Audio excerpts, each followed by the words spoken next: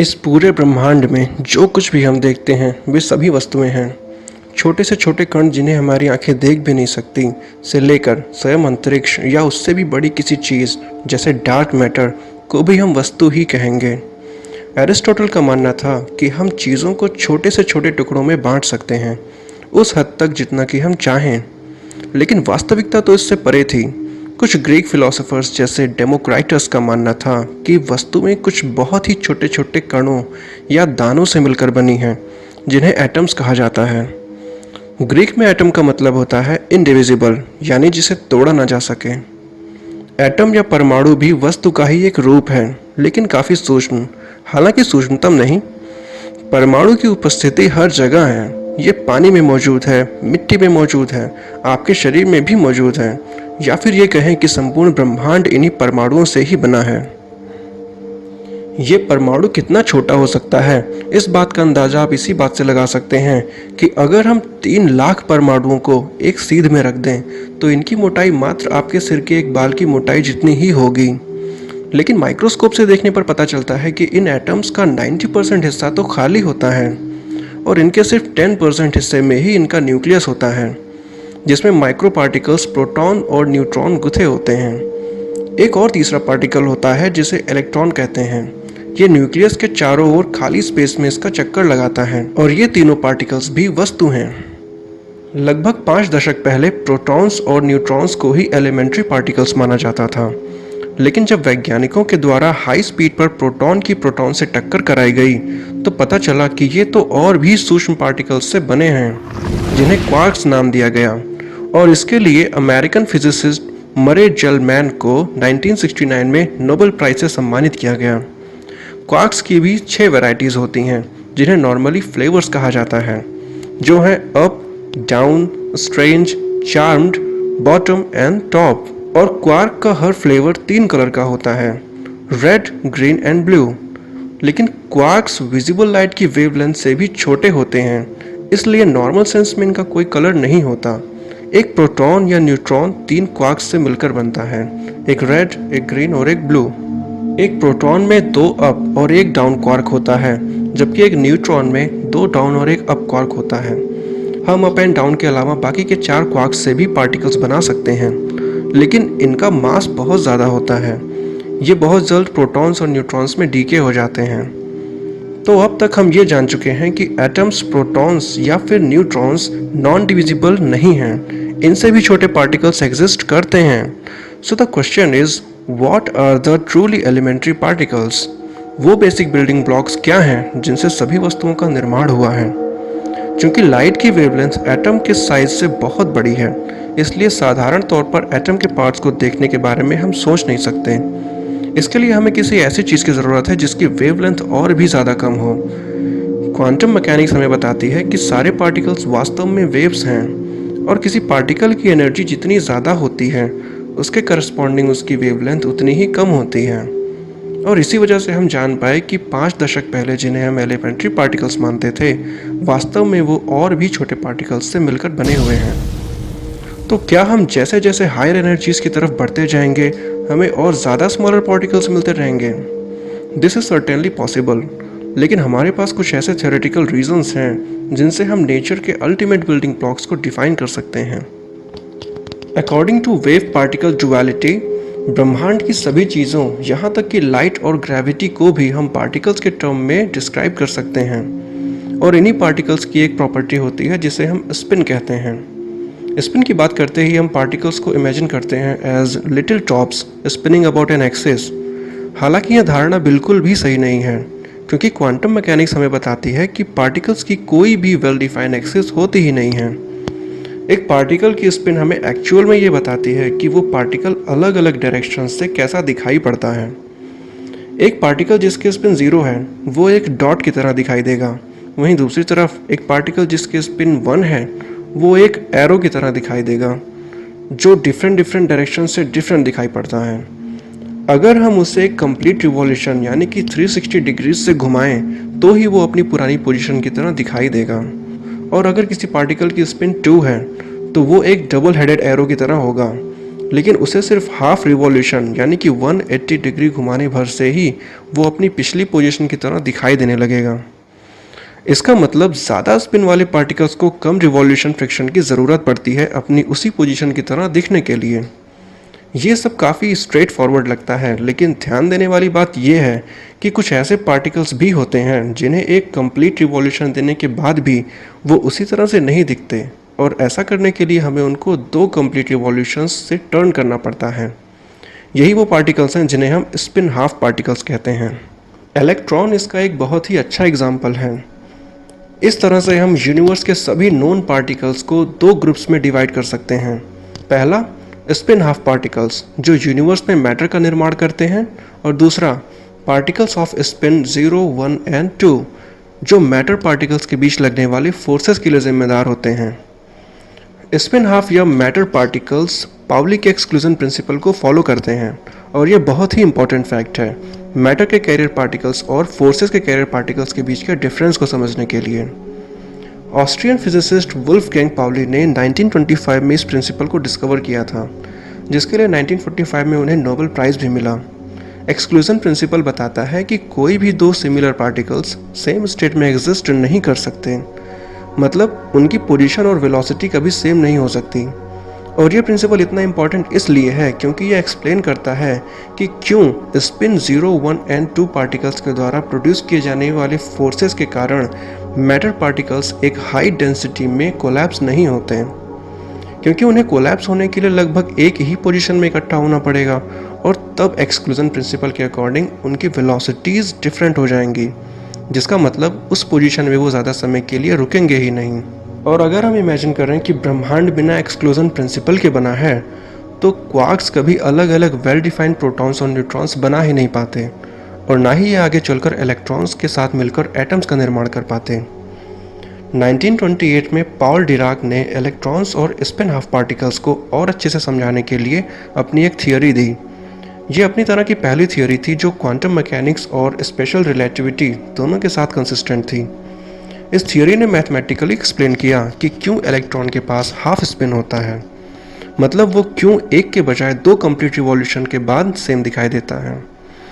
इसने ये भी प्रेडिक्ट किया कि इलेक्ट्रॉन का एक पार्टनर भी होना चाहिए, एक एंटी इलेक्ट्रॉन, या जिसे पॉजिट्रॉन भी कहते हैं। 1932 में पॉजिट्रॉन की डिस्कवरी ने डिराक की थ्योरी की इस प्रेडिक्शन को कंफर्म किया, जिसके लिए 1933 में उन्हें नोबेल प्राइज से सम्मानित किया गया।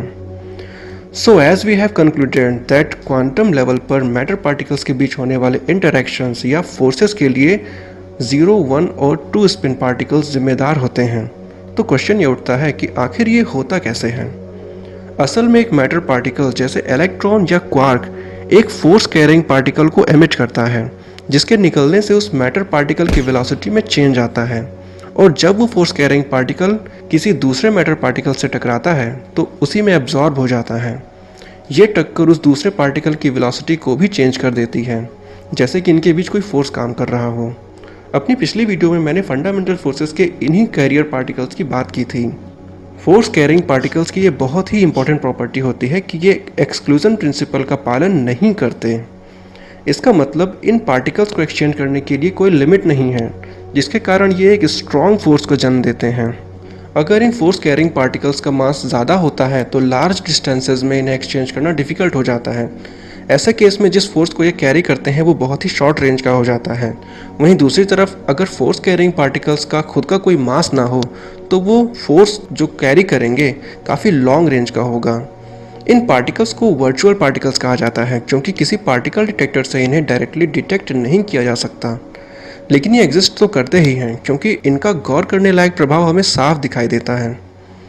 ये 0, 1 या 2 स्पिन पार्टिकल्स कुछ परिस्थितियों में रियल पार्टिकल्स के रूप में भी एग्जिस्ट करते हैं, और तब इन्हें डिटेक्ट किया जा सकता है, जिन्हें क्लासिकल फिजिक्स की भाषा में हम वेव्स कहते हैं, जैसे कि लाइट या ग्रेविटेशनल वेव्स। यही पार्टिकल्स नेचर के सभी फंडामेंटल फोर्सेस के कैरियर्स होते हैं। इन फोर्सेस की स्ट्रेंथ के अकॉर्डिंग इन्हें 4 कैटेगरीज में डिवाइड किया गया है। पहली कैटेगरी है ग्रेविटेशनल फोर्स की, जो एक यूनिवर्सल फोर्स है, यानी कि हर एक पार्टिकल अपने मास या एनर्जी के अकॉर्डिंग ग्रेविटी के फोर्स को महसूस करता है। ये चारों फोर्सेस में सबसे वीकेस्ट फोर्स है। अगर हम क्वांटम मैकेनिकल वे में ग्रेविटेशनल फील्ड की बात करें तो ये दो मैटर पार्टिकल्स के बीच लगने वाला वो फोर्स है जिसे एक स्पिन 2 पार्टिकल कैरी करता है, जिसे हम ग्रेविटॉन कहते हैं। ग्रेविटॉन्स का खुद का कोई मास नहीं होता है, इसलिए जिस फोर्स को ये कैरी करते हैं वो बहुत ही लॉन्ग रेंज का होता है। इसीलिए सन की ग्रेविटी हमारे सौर मंडल के अंतिम छोर यानी काइपर बेल्ट के बियॉन्ड भी काम करती है। सन और अर्थ के बीच लगने वाला ये फोर्स उनके उन मैटर पार्टिकल्स के बीच ग्रेविटॉन्स के एक्सचेंज के कारण काम करता है जिनसे वे बने हैं। वैसे तो ग्रेविटॉन्स वर्चुअल पार्टिकल्स होते हैं, लेकिन इन्हीं के कारण अर्थ सन को ऑर्बिट करती है। रियल ग्रेविटॉन्स को ग्रेविटेशनल वेव्स के रूप में एक्सप्लेन किया जाता है, लेकिन इन्हें डिटेक्ट करना बहुत ही डिफिकल्ट है। ग्रेविटॉन्स के मासलेस होने के कारण हम अब तक इन्हें ढूंढ नहीं पाए हैं। नेक्स्ट कैटेगरी है इलेक्ट्रोमैग्नेटिक फोर्स की, जो इलेक्ट्रॉन्स और क्वार्क्स जैसे इलेक्ट्रिकली चार्ज पार्टिकल्स के साथ इंटरैक्ट करता है, न कि ग्रेविटॉन्स और अनचार्ज पार्टिकल्स के साथ। ये ग्रेविटेशनल फोर्स से कहीं ज़्यादा स्ट्रांग होता है। किन्हीं दो इलेक्ट्रॉन्स के बीच लगने वाला इलेक्ट्रोमैग्नेटिक फोर्स ग्रेविटेशनल फोर्स से लगभग 1 million million million million million million million times, यानी 1 with 42 zeros आफ्टर इट, जितना बड़ा होता है। इलेक्ट्रिक चार्ज दो तरह के होते हैं, पॉजिटिव एंड नेगेटिव। किन्हीं भी दो पॉजिटिव या दो नेगेटिव चार्जेस के बीच लगने वाला फोर्स रिपल्सिव, जबकि एक पॉजिटिव और एक नेगेटिव चार्ज के बीच लगने वाला फोर्स अट्रैक्टिव होता है।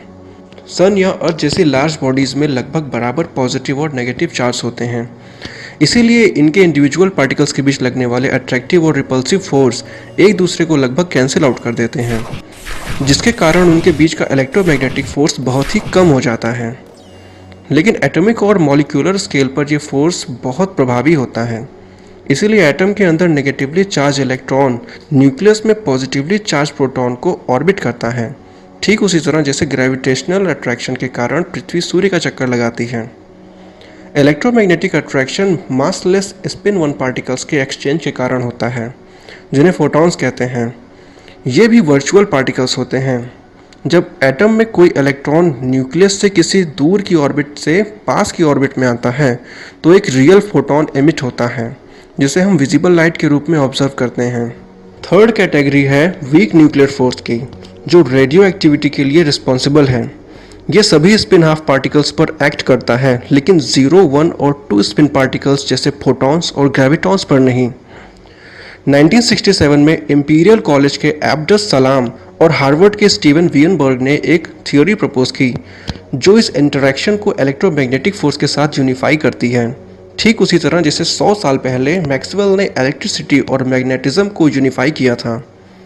इन्होंने बताया कि फोटॉन के साथ साथ 3 और स्पिन 1 पार्टिकल्स भी होते हैं, जो वीक फोर्स को कैरी करने वाले मैसिव वेक्टर बोसॉन्स कहलाते हैं।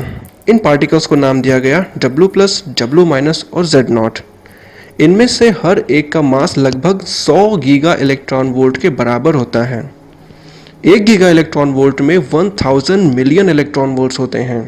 इससे आप अंदाज़ा लगा सकते हैं कि इन पार्टिकल्स का मास कितना ज़्यादा होगा। वियनबर्ग सलाम थ्योरी की एक प्रॉपर्टी होती है जिसे स्पॉन्टेनियस सिमेट्री ब्रेकिंग कहते हैं। इसका मतलब है कि लो एनर्जी पर जो पार्टिकल्स कम्प्लीटली डिफरेंट दिखाई पड़ते हैं, वास्तव में वो सब एक ही टाइप के पार्टिकल्स होते हैं, बस अलग अलग स्टेट्स में होते हैं। हाई एनर्जी पर यही पार्टिकल्स एक ही तरह से बिहेव करते हैं, ठीक उसी तरह जैसे रोलेट व्हील पर एक रोलेट बॉल करती है।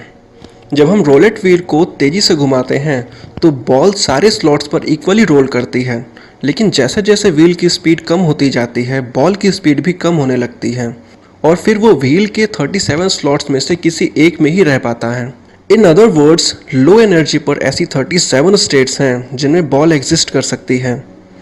क्या हो अगर हम बॉल को सिर्फ लोअर एनर्जी पर ही ऑब्जर्व कर सकें? फिर तो हम यही सोचेंगे ना कि वहाँ पर 37 टाइप की अलग अलग बॉल्स होनी चाहिए।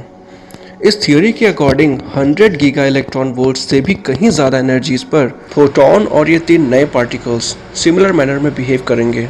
लेकिन लोअर पार्टिकल एनर्जी पर, जैसा कि नॉर्मल सिचुएशंस में होता है, पार्टिकल्स के बीच की सिमेट्री टूट जाती है। W+, W- और Z0 पार्टिकल्स का मास बहुत ज़्यादा होता है, जिसके कारण इनके द्वारा कैरी किया जाने वाला फोर्स बहुत ही शॉर्ट रेंज का होता है। जब सलाम और वियनबर्ग ने यह थियोरी दी थी, उस समय पार्टिकल एक्सेलरेटर्स इतने पावरफुल नहीं थे कि 100 गीगा इलेक्ट्रॉन वोल्ट की एनर्जी तक पहुंच सकें, जिससे इन पार्टिकल्स को ऑब्जर्व किया जाए।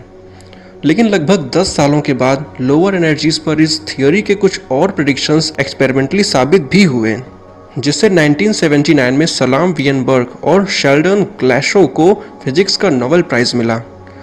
शेल्डन ग्लैशो ने भी इलेक्ट्रोमैग्नेटिक और वीक न्यूक्लियर फोर्सेस के यूनिफिकेशन की सिमिलर थ्योरी सजेस्ट की थी।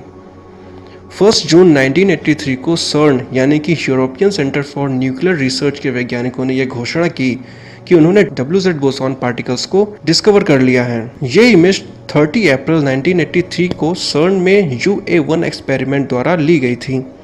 इस डिस्कवरी के लिए कार्लो रूबिया और साइमन वॉन्डर मियर को 1984 में नोबेल प्राइज से सम्मानित किया गया। The fourth category is the strong nuclear force. ये फोर्स इतना स्ट्रॉन्ग होता है कि क्वार्क्स को प्रोटॉन और न्यूट्रॉन में बांध कर रखता है, साथ ही साथ प्रोटॉन्स और न्यूट्रॉन्स को एटम के न्यूक्लियस में। इस फोर्स को कैरी करने वाले पार्टिकल को ग्लूऑन कहते हैं। यह भी एक स्पिन वन पार्टिकल होता है जो मासलेस होता है। स्ट्रॉन्ग न्यूक्लियर फोर्स की एक प्रॉपर्टी होती है जिसे कन्फाइनमेंट कहते हैं, जो ऐसे पार्टिकल्स को एक साथ बांध कर रखती है जिनका कॉम्बिनेशन कलरलेस होता है। यानी कि हमारे पास एक सिंगल क्वार्क नहीं हो सकता, क्योंकि उसका कोई ना कोई कलर ज़रूर होगा, रेड, ग्रीन या ब्लू। इसके बजाय रेड क्वार्क को ब्लू और ग्रीन क्वार्क के साथ एक ग्लूऑन स्ट्रिंग के थ्रू जुड़े होना पड़ता है, क्योंकि इन तीनों कलर्स का कॉम्बिनेशन वाइट यानी कलरलेस होता है। और इसी तरह के ट्रिपलेट कॉन्स्टिट्यूट्स होते हैं प्रोटॉन या न्यूट्रॉन। इन्हें हम बैरियॉन्स भी कहते हैं, लेकिन प्रोटॉन सबसे फेमस बैरियॉन है, क्योंकि ये इकलौता है जो वैक्यूम में भी स्टेबल रहता है। प्रोटॉन और न्यूट्रॉन जो क्वार्क्स से बने होते हैं, स्ट्रॉन्ग इंटरेक्शंस में पार्टिसिपेट करते हैं, जिन्हें बैरियॉन्स कहते हैं। लेकिन इलेक्ट्रॉन्स ऐसे इंटरेक्शंस में पार्टिसिपेट नहीं करते, क्योंकि ये क्वार्क्स से नहीं बने होते हैं, और इन्हें हम लेप्टॉन्स कहते हैं। कन्फाइनमेंट की दूसरी पॉसिबिलिटी है क्वार्क्स और एंटी क्वार्क्स के एक पेयर में जुड़े होने की, जैसे red plus anti red, green plus anti green या फिर ब्लू प्लस एंटी ब्लू, क्योंकि इस तरह का कॉम्बिनेशन भी कलरलेस होगा। पार्टिकल्स के ऐसे कॉम्बिनेशन को हम मिसॉन्स कहते हैं, जो अनस्टेबल होते हैं, क्योंकि क्वार्क और एंटी क्वार्क एक दूसरे को पूरी तरह से एनाइलेट कर देते हैं, यानी ख़त्म कर देते हैं। इसी तरह कन्फाइनमेंट के अकॉर्डिंग हमारे पास एक सिंगल ग्लूऑन भी नहीं हो सकता है, because gluons also have colour. इसलिए हमें ग्लूऑन्स के ऐसे कलेक्शन की ज़रूरत होगी जिनका कलर कॉम्बिनेशन हमें वाइट दें। लेकिन ऐसे कलेक्शन से एक अनस्टेबल पार्टिकल बनता है, जिसे ग्लू बॉल या ग्लूऑन बॉल कहते हैं। हालांकि हमारे पास स्ट्रॉन्ग न्यूक्लियर फोर्स की एक और प्रॉपर्टी है जिसे हम एसिम्प्टोटिक फ्रीडम कहते हैं, जो क्वार्क्स और ग्लूऑन्स के कॉन्सेप्ट को बहुत अच्छी तरह से डिफाइन करती है। ये बताती है कि नॉर्मल एनर्जीज पर स्ट्रॉन्ग न्यूक्लियर फोर्स सच में स्ट्रॉन्ग होता है और क्वार्क्स को एक साथ बांध कर रखता है। लेकिन लार्ज पार्टिकल एक्सेलरेटर्स में किए गए कुछ एक्सपेरिमेंट्स से पता चलता है कि हाई एनर्जीज पर स्ट्रॉन्ग फोर्स काफ़ी वीक हो जाता है, जिससे क्वार्क्स जिनको ये बांध कर रखता है और ग्लूऑन्स जिनकी वजह से ये इनको बांध कर रखता है, दोनों ऑलमोस्ट फ्री पार्टिकल्स की तरह बिहेव करने लगते हैं, जैसा कि इस फोटोग्राफ में हाई एनर्जी पर प्रोटॉन और एंटी प्रोटॉन की टक्कर से दिखाई दे रहा है। हम चारों फंडामेंटल फोर्सेस को कंक्लूड करें तो ग्रेविटी, जो एक लॉन्ग रेंज्ड फोर्स है, वो एक्चुअली स्पेस टाइम की फैब्रिक में मैटर और एनर्जी के द्वारा बनाई गई कर्विंग है। इलेक्ट्रोमैग्नेटिज्म, जो चार्ज पार्टिकल्स के बीच का इंटरेक्शन है, काफ़ी स्ट्रॉन्ग फोर्स है। वीक न्यूक्लियर फोर्स काफ़ी शॉर्ट रेंज फोर्स है, जो रेडियो एक्टिव बीटा डीके के लिए रिस्पॉन्सिबल है। ये फोर्स प्रोटॉन को न्यूट्रॉन में तथा न्यूट्रॉन को प्रोटॉन में भी कन्वर्ट कर सकता है। Strong nuclear force short range का होता है, लगभग न्यूक्लियस के लेवल का। भले ही ये फोर्स ग्रेविटी या इलेक्ट्रोमैग्नेटिक फोर्स जितना लॉन्ग रेंज का ना हो, लेकिन ये यूनिवर्स का सबसे स्ट्रॉन्ग फोर्स है, जो न्यूक्लियस में पॉजिटिवली चार्ज प्रोटॉन्स को भी बांध कर रखता है। इस वीडियो को देखने के लिए आपका बहुत बहुत शुक्रिया। आशा है कि ये आपको पसंद आया होगा। अगर ये वीडियो आपको इन्फॉर्मेटिव लगा हो तो इसे अपने फ्रेंड्स के साथ शेयर करना बिल्कुल भी मत भूलना। शेयर ज़रूर करना। इस चैनल को सब्सक्राइब करके बेल आइकन को ज़रूर प्रेस करें, ताकि आगे आने वाली ऐसे ही इन्फॉर्मेटिव वीडियोस आप मिस ना कर सकें। मैं मिलता हूँ आपसे नेक्स्ट वीडियो में। Till then, spread knowledge and be curious.